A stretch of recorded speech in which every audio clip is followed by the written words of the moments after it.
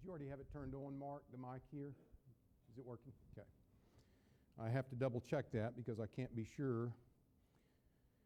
I appreciate again the opportunity to be with you this evening. I realize that there are a number from the congregation that are working with the younger kids' classes, and I appreciate that. I thank you for having and scheduling this particular effort this week, the VBS, and having these classes for the adults as well.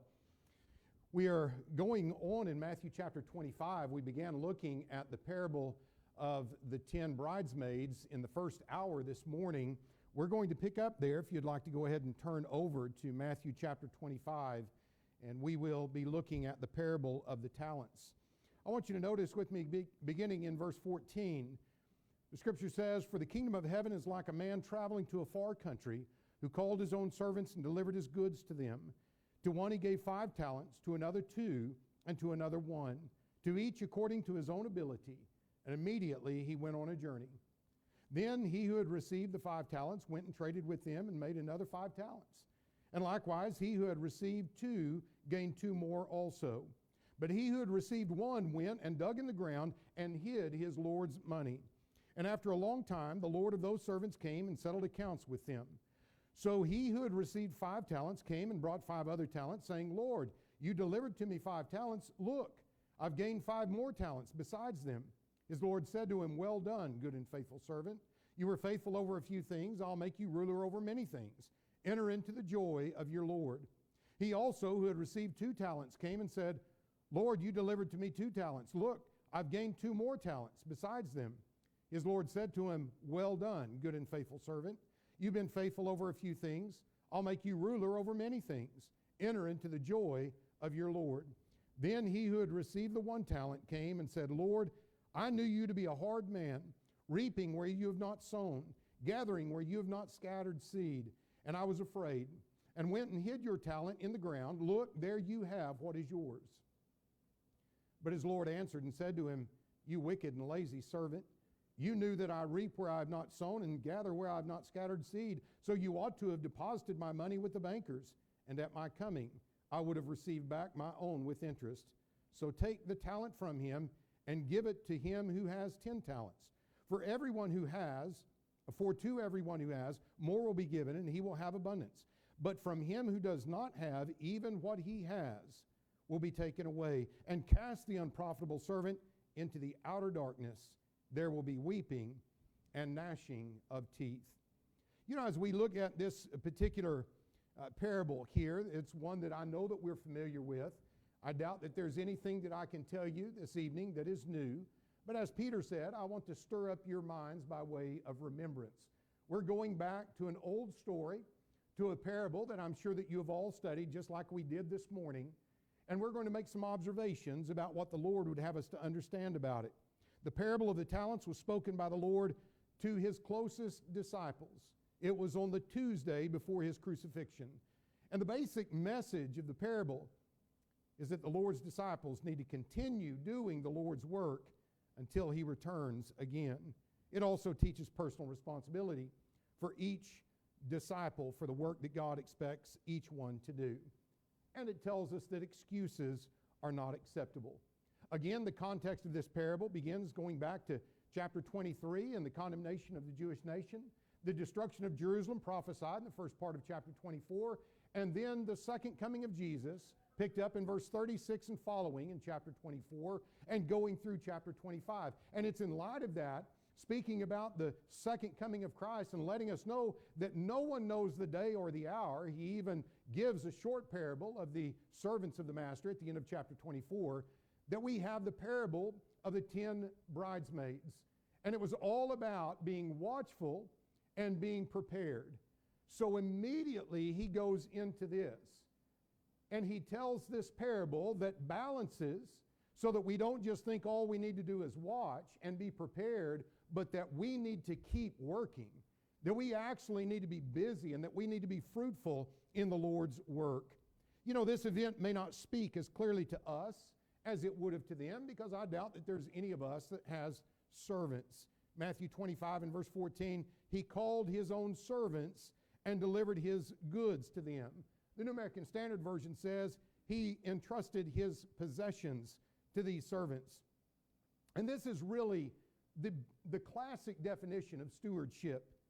It describes our relationship and our responsibility toward God in so many respects. We don't own the things that we receive. That's something that we've got to learn, and I think that a lot of people have not come to terms with that. But we don't actually own the things that we receive. They're entrusted to us to use for Him. And this is a lesson. This parable is a lesson about stewardship and about responsibility. In verse 15, to one he gave 5 talents, to another 2, and to another 1, each according to his own ability. I want us to consider, if you will, what is a talent? What is a talent? In Jesus' parable, a talent refers to something different than the way that we use it in our English language. We use the word talent to refer to something that is a matter of ability. Someone's unique ability that they have to be, that maybe they were born with. Mozart had a musical talent, we might observe. The English word actually arrived in our vocabulary through this parable. And it was because of this parable that the English word took on the idea of something that somebody had or some ability that they had. Unfortunately, that is not accurately what is being described in this particular parable. The master did not give them talent in the sense of ability. What he gave them was according to each one's ability. So it couldn't be ability as we use the word talent today. I want us to see that the word as it is used in the Bible is a word that was actually a measure of weight. I thought for quite a number of years that a talent was actually a part of currency, that it was like a denarius, something that someone would give. But the talent was actually a measure of weight, as we have pound or ounce as a measure of weight. The ISBE, and I know we're going to find a lot of different explanations for exactly how much this was, but we're relatively within the ballpark. The International Standard Bible Encyclopedia, the original one, is a wonderful resource to use, and it says that the talent was equivalent to about 120 pounds troy. Well, what does that equate to a pound in English? Well, 120 pounds, 1 pound troy is equivalent to 0.823 pounds. So what that means is that 120 pounds troy is equivalent to about 98 pounds English.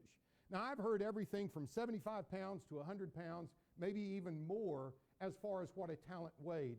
But I'm going to allow for some room here, and we're going to say 75 to 100 pounds, probably in the 98 to 100 pound range. But one of the things that we understand is that when it says that he delivered to one 5 talents, and another one 2 talents, and another 1, he's telling us the measure of weight of what he delivered to them. But what was it?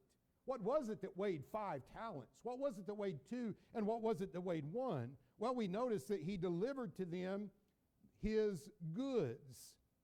The word translated goods, again in the New American Standard Version, is possessions, but it's a word that means things of value, and it's found throughout the New Testament, Matthew 24:47, Luke 11:21. But I want you to notice with me in verse 27, actually first in chapter 25 in verse 18. It says, but he who had received one went and dug in the ground and hid his Lord's money. That is the Greek word that conveys the idea of coinage or of currency, the idea of money. And then again in verse 27, when the master came back, he said, you ought to have deposited my money with the bankers. So that's what tells us that the weight, the 5 talents, the 2 talents, the 1 talent, was a measure of weight of money. That's a lot of money. When we think about their common currency was the denarius, what we understand about that is that a denarius was equal to, that it was equal to about, or at least a talent of denarii. If you took 100 pounds of denarii, it would be equivalent to about 20 years' wages. When we think about the 1 talent man, and we are tempted to think, well, he didn't get much. 20 years' wages. Again, we're going to resources out here to try to determine these things, and I'm not saying it's absolutely accurate. but I don't care. Let's cut it in half. 10 years' wages. Let's take off 75%, 5 years' wages. I don't care how you look at it or how you divide it up. The one-talent man received an enormous amount of his master's goods. When you think about 100 pounds of his master's money. And that's what we've got to understand. 1 talent is a great deal. 2 talents is even more, and 5 talents is unimaginable. It tells us something about the value of what God has entrusted to us. And we'll be talking about that a little bit later in our study. I'm afraid that sometimes we do not assess the proper value on the things that God has entrusted to us. We tend to value material things, and that's the problem with covetousness. That's the problem with materialism, is we begin to see the value in temporal things, and we lose the value of eternal things. We lose the value of the greater things that God has actually entrusted to us. It's all about accountability and about judgment. The master, after a long time, the Lord of those servants came and settled accounts with them. That's what it's all about. He's telling us there's going to be a day of reckoning. And that's what the parable that we looked at with the 10 bridesmaids was all about. There was going to be a time when the door was shut. Here, there's going to be a time of reckoning. There's going to be a time of accountability. And this fits the overall context. At the end of Matthew 24, Jesus describes the good servant as one who is faithful and prepared for his master's return, as opposed to the wicked servant who argues that he's not coming back now. I have more time. And he lives wastefully. Matthew 25 opens with the parable of the 10 bridesmaids, clearly a lesson on being prepared. So we look at this and we see what God would have us to understand about this. In verses 20 through 23, we see the 5 talents and the 2 talents that were utilized. They were used in the way that they were supposed to. But in verses 24 through 25, we have a talent that was hidden. So I want to look at these servants. First of all, the 5-talent servant. This servant is given responsibility for his master's goods. And we need to remember that the servant is subservient to his master. And what he had entrusted to him was not his. It was not his possession. It was the Lord's possession that had simply been entrusted to him. And the good, faithful servant takes his 5 talents, he trades with them, and he makes 5 more talents. Verse 16. That's impressive. To double his money. I don't know how long the Lord was gone, and that's not really the point. The point from the prior parable is that it doesn't matter. We're not going to know that. But what we see is that this man was diligent. He had been busy to gain 100% return on what had been trusted to him. Not his, but his Lord's. You know, we might be pretty good at earning a return on what is ours. We see the outcome of it. We see, hey, if we put this back and if we use this way, if we invest it in this way, then we could end up doubling our money on this, and we can be very diligent. We can be very frugal. We can be very faithful in that. What about when it's someone else's? And it's not going to be ours. Even what it returns is not necessarily going to be ours. It's going to be the master's. That's what impresses us with his faithfulness. He was a worker. You know the song, I want to be a worker for the Lord? That ought to be the motto of every one of us here. Pure and undefiled religion is to care for needy saints and to live moral lives in the world. The Lord's servants love God first, and they love their neighbors as themselves. Matthew 25 and verses 31 through 40. And we are to work the works of God. Remember that in John chapter 6 and verses 28 through 29. Jesus was asked, what shall we do that we may work the works of God? Romans 2 and in verse 10, we are to work what is good. We're looking for that eternal reward. And so we need to be steadfast and immovable, always abounding in the work of the Lord, 1 Corinthians 15 and in verse 58. It's all about the realization that we have a job, that we have work to do, and that we are always about the Father's business. That doesn't mean that we quit our job. We're to provide for our family. We're doing the Lord's work when we're providing for our family. That doesn't mean that you need to just quit taking care of your kids or quit watching your kids. When you are working in the domestic affairs of the home, ladies, you're doing the Lord's work in that. What we've got to be careful about, though, is to be caught up in these things as to how they serve us. Whether it is my career, my job, how much money I make, I may get caught up in that. While that is the Lord's work to provide for my family, sometimes there are Christians that are going far and above providing for the family.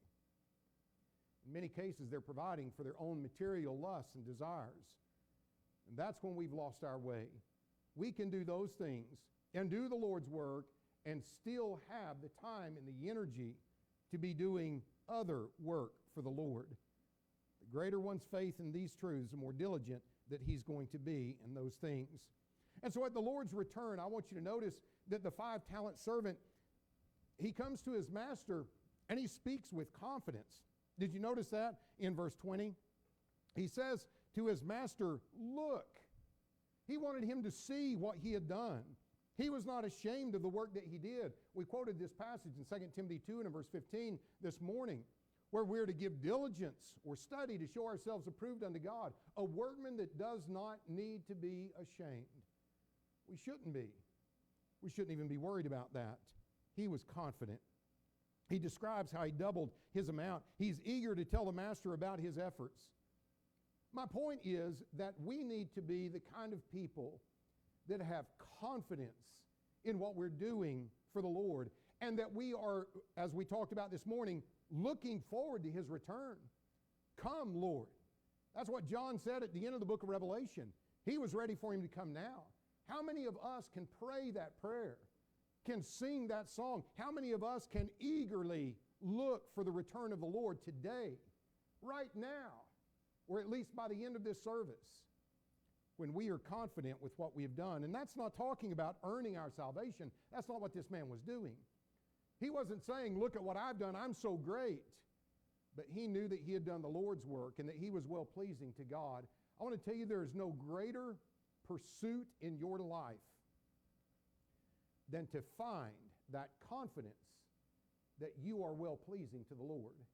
You're not going to do that by doing it all on your own, by impressing him with your great ability. You're going to be well-pleasing to the Lord when you are serving him, when you're putting your trust and your faith in his power and his strength, and you are simply a steward, planting and watering and giving God the glory for giving the increase. When we're doing that, we're going to have that confidence.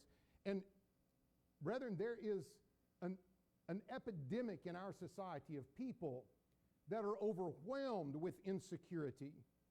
People that are overwhelmed with insecurity based upon relationships and family and parents and loved ones. And what God's trying to get us to see is that if we will gain his approval, we will not need anyone else's. It's going to be gravy on top, and it's wonderful to have the approval of other godly people. It's wonderful to have the love of a mate and the love of children and the love of parents. All of that's wonderful, and God intended that we have that. But what he's provided for us with his love, with his approval, is a confidence that makes us able to be more than victors. We can overcome the world. Yes, he tells us that we know that we love God when we keep his commandments. We ought to be assured of our standing before God. That's why he tells us to come before his throne of grace with boldness. That word boldness in the New King James is the idea of confidence. Even when I've sinned, even when I need help, even when I've been weak, I need to come to him with boldness and confidence, knowing that he wants me to succeed. He wants me to do good. He wants you to do good.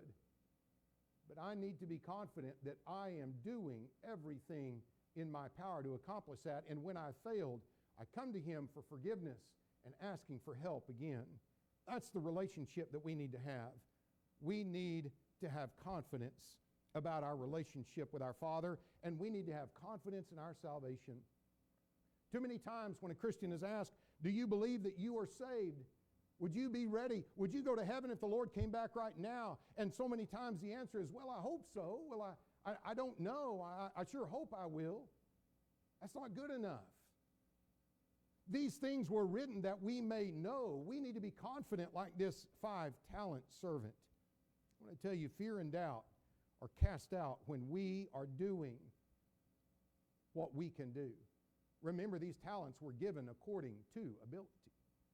God wasn't expecting something of this 5-talent servant that he wasn't capable of doing.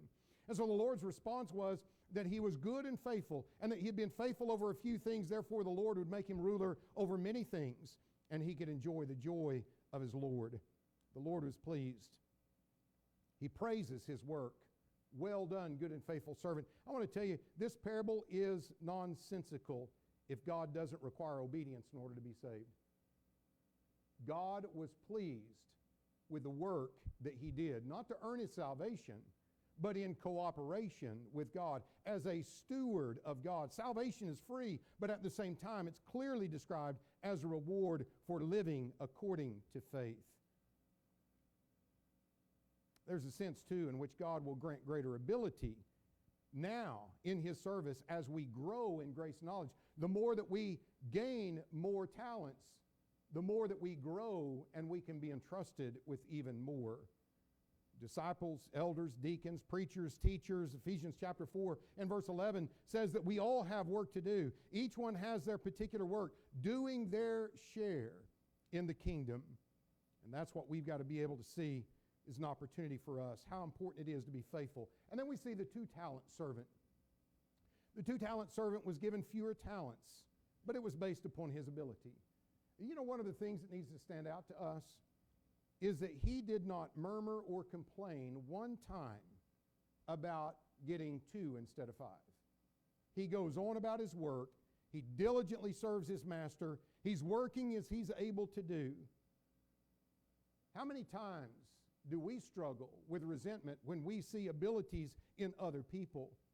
God doesn't ask us to do what we cannot do. He knows perfectly well what we can and what we cannot do. We're going to be held accountable for our own work in the judgment. Romans 14 and in verse 12. And in a relative sense, I want you to appreciate that the 2-talent man equaled in his efforts what was done by the 5-talent man. And that's why Jesus called him good and faithful. He doubled what had been entrusted to him. And the reason that's important is because the emphasis in this parable is placed on the quality of the work and the service rather than on the amount. It wasn't that he gained 2 as opposed to gaining 5. They were both considered good, faithful servants that were and they were going to be made lords or masters over something to come. And that was because of their service, not because of how much they had been entrusted with. The 2-talent servant will receive every bit the reward of the 5-talent servant. And so, once again, the 2-talent servant spoke with confidence as well, knowing that he had been fruitful, knowing that he had been productive. There's not one bit of difference between the commendation of these 2 faithful servants. Everything that we said about the 5-talent servant is true about the 2-talent servant. We've got to remember that when we're wondering why I haven't been entrusted with this. Why hasn't God given me this opportunity? Or why does this person have this ability? And I don't care what we're talking about. Whether, in my case, I've often wondered why I don't have a singing ability. There's so many Christians that can lead singing, and wow, just listening to them sing. Why didn't I get that? I don't know. I've been salty about it before, you know. This kind of bothers me. But everyone, each one has their own. There are a lot of things that people receive that we may not be receiving. There are Christians that have been entrusted with great sums of material gain. And there's a responsibility with that. I've learned to pray that God would not entrust in me anything that I'm not ready for, and I'm confident based upon this parable that he's not going to. I'm thankful for that. I don't want to be lost because I wasn't prepared to be able to handle that kind of gain. There are a lot of things that people receive and we may not understand it. There are sometimes young people wondering, why did this person find a mate so quickly and I'm still waiting? I don't know. I don't always understand those things. But I'll tell you what you can do. You can go on instead of focusing on what someone else has and what you don't have, and you go about preparing yourself to be the most qualified person for the most godly mate that you can be. God's going to bless you with what you are prepared for. Make sure you prepare yourself. But then I want us to notice the one-talent servant. The one-talent servant was described as wicked and lazy in verse 26. And he thought within himself that his master was a hard man, according to verse 24, implying that he had received what he did not deserve. And on that basis, he claims to have been afraid and went and hid his talent in the ground. This one-talent servant is a major element of this story. As a matter of fact, we might not even expect him to receive such a harsh judgment because he gave the master back what was his. But I want you to notice the interaction that we see here. First of all, I want you to see that he blames his master. He says, Lord, I knew you to be a hard man, reaping where you've not sown. He views the Lord as demanding too much, dealing unjustly with his servants in connection with the one he represents. That's not true. God is a God of mercy. He is a God of love. Why did he conclude that his master was unfair? What do you think? Well, first of all, I don't think that he believed that.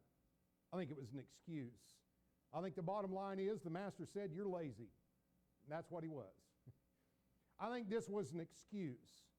But it might have been that I think that there are people that have a misconception of God. And they allow it to cause them to just quit and to do nothing. Why might he conclude that the master was unfair? You know, the text doesn't tell us, obviously. But I want you to think about this. The master had not given this man as much as he did the other two. You think that seemed unfair to him? You think that that was something he might have been upset about and thought that the master was hard and unfair? Again, how do you react when you see others with more ability, with more blessings, with more opportunities in their life? Does it change your assessment of God? We see people all the time that when something difficult happens in their life, there's some loss, they begin to ask God why, as if God took that away from them. Well, what about when someone else receives something you didn't receive? You know, this is the challenge of envy.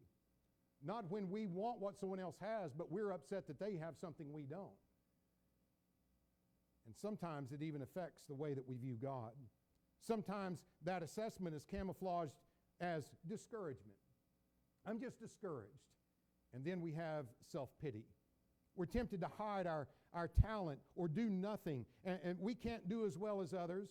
We didn't get as many opportunities. We don't have as many blessings. I don't have what this person has. I might as well not do anything. I can't teach like him. I can't lead singing like him. I can't encourage. I don't have a house like she does to be able to have people over. Oh, we can find all kinds of reasons to get discouraged and to get down in the mouth and to be filled with self-pity. Why hasn't God given me what he's given these other people? I might as well just not do anything. I'll just let them do everything. I tell you, that's a dangerous thing. It's a dangerous thing. But I want you to realize that as he speaks evil of the master, we need to understand that people are going to do this with God. We're going to hear people accuse God of all kinds of things. That God created them to where they could not help but do this. That shouldn't surprise us. Think about Adam in Genesis 3 and in verse 12. He tried to blame God for giving him the wife who tempted him to eat of the fruit of the knowledge of good and evil. How often we blame others for our faults. Passing the buck has been around since the beginning of time. You know, in Ezekiel's day, in Ezekiel chapter 18, there was a popular proverb among the people that said, the fathers have eaten sour grapes and the children's teeth are set on edge. In other words, the children were blaming their fathers for the situation and for the sin. In Ezekiel 18 and verse 3, God hated that assessment. It was false. It was passing the buck. All souls belong to the Lord, and he will righteously and justly reward each one according to his own deeds. We need to be careful about speaking evil of God or even thinking evil about God. But second, he excuses his disobedience because he said he was afraid. Again, I want to suggest to you, I believe the real problem was he was lazy. That's what the master said. But he claimed that he was afraid. Well, maybe there was some fear there, and that led to his laziness. He said, I was afraid and went and hid your talent in the ground. You know, one of the clear messages throughout the New Testament is that fear is the enemy of faith or trust in God. But again, the attitude is the motivation of disobedience, and that was the reason that he was punished. The others, the 5-talent man, the 2-talent man, they might have felt some fear. They might have been afraid of failing. They might have been worried about what would happen if everything crashed. But they didn't stop. They worked harder. You know, we've got to realize that sinful fear is due to a lack of faith. And it has caused many people not to serve the Lord. We think about in John in chapter 12, how many of the rulers believed in Jesus, but they were afraid of being cast out of the synagogue, so they didn't confess him. Faith can destroy us. We are not to fear those who kill the body. God sees and knows his children, and we're of more value than the sparrows. We will never be given more than what we're able to do. In 1 Corinthians 10 and verse 13, God assures us that we will not be tempted beyond what we are able. Don't let yourself fall into the trap of thinking that God has put you in a place where you can't win. Don't let yourself fall into that trap of thinking that God's blessed other people with this, but not with you. In 2 Timothy chapter 1, in 2 Timothy chapter 1 and in verse 7, you remember as Paul wrote to Timothy in his second and his final letter to him, he said that we have not been given the spirit of fear, but of power.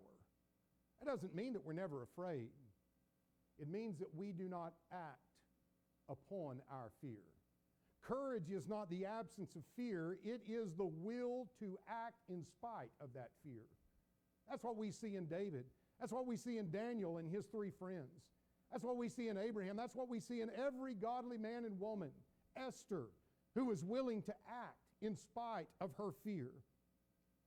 One of the problems that I think too many Christians are faced with, especially when we get caught up in looking at the blessings and the opportunities of other people, is being overwhelmed with inferiority. You know what inferiority is? It's fear. Fear is often the result of inferiority or personal insecurity. And inferiority is just an exaggerated sense of inadequacy. An exaggerated sense of inadequacy. We need to understand that without the Lord, we're nothing. I can do all things through Christ, but without the Lord, I'm nothing. But then we can get to an exaggerated sense of inadequacy, and what that leads to is a lack of confidence. Feeling inferior to another person, a job, a task, a duty, a talent. And it fosters a feeling of defeat and fear instead of rising up to face a challenge like doubling what we've been entrusted. We try once and we fail, so we never try again. I want to tell you, first of all, that that's not humility. That's fear. That's fear. You know, in Proverbs 30 and in verse 8, he said, give me neither poverty nor riches. I would pray that God would give me neither inferiority nor pride, because they are both deadly.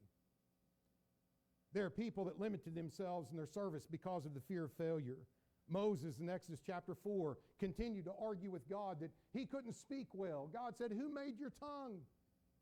I can empower you and enable you to do anything that I send you to do. Moses continued to argue with him. God can make us whatever he needs us to be. Gideon in Judges 6 and verses 14 through 16. We've got to remember that God will not make something out of me without my effort. The 1-talent man. It is all about the fear of failing the challenge, the fear of not being able to do whatever God has called you to do. And there are so many lost opportunities because of that. You won't teach a Bible class because you just don't think that you could do it. You're worried about not having an answer that maybe the children would ask you. You're worried that somebody would stump you as a teacher up here. Brethren are not going to do that to you. Teaching a ladies' class. How hard it is to find people that are willing to do these things. Starting or leading a young people study or a men's study. Leading a prayer. Showing hospitality. You know how that gets stuck with the same few families in every church? Husbands who feel inferior to lead their family. There's some opportunities that only come to you.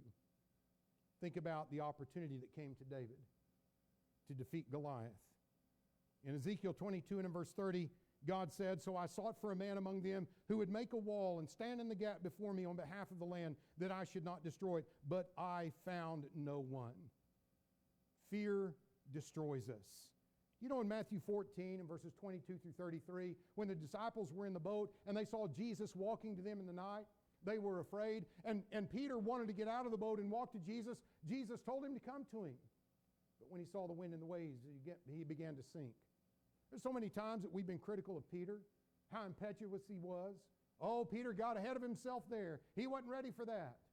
Well, I want to defend Peter a little bit. At least he got out of the boat. What do you think? If we don't get out of the boat, we'll never do anything. And sometimes we've got churches of a lot of people that are happy to stay in the boat, and they never make a mistake. But they don't do anything for the Lord either. I'm thankful for Peter. Yeah, he made some mistakes. He struck out sometimes. But what would the church be without him? He had the courage to face the challenge and to be willing to risk failure. That fear of failure is what is destroying, I believe, churches in many places. And then, of course, the one-talent servant, he tried to appease the master by giving him back what he had been given. Look, here's what is yours. But this was an excuse. The master gave it to him to use. You know, you think about in our economy. If anything, it lost money. You know, with inflation, just sitting there, it lost money. He didn't give him back what he got. It lost money. The punishment of this lazy man might shock us. But his talent was taken away because he was lazy and he was evil. I want us to look quickly and consider, what has God entrusted to us? First of all, I want us to think about the knowledge we have of the truth. You know, we saw this morning in Matthew chapter 13, Jesus said to his apostles, "To you it has been given, to them it has not been given." Notice that, given. To you it has been given. And I want you to notice here in the account in Matthew chapter 13 that we see something familiar. He says, "To you it has been given," in verse 11, "to know the mysteries of the kingdom of heaven." And look at verse 12. "For whoever has, to him more will be given, and he will have an abundance. Whoever does not have, even what he has will be taken away from him." That was spoken in regard to knowledge.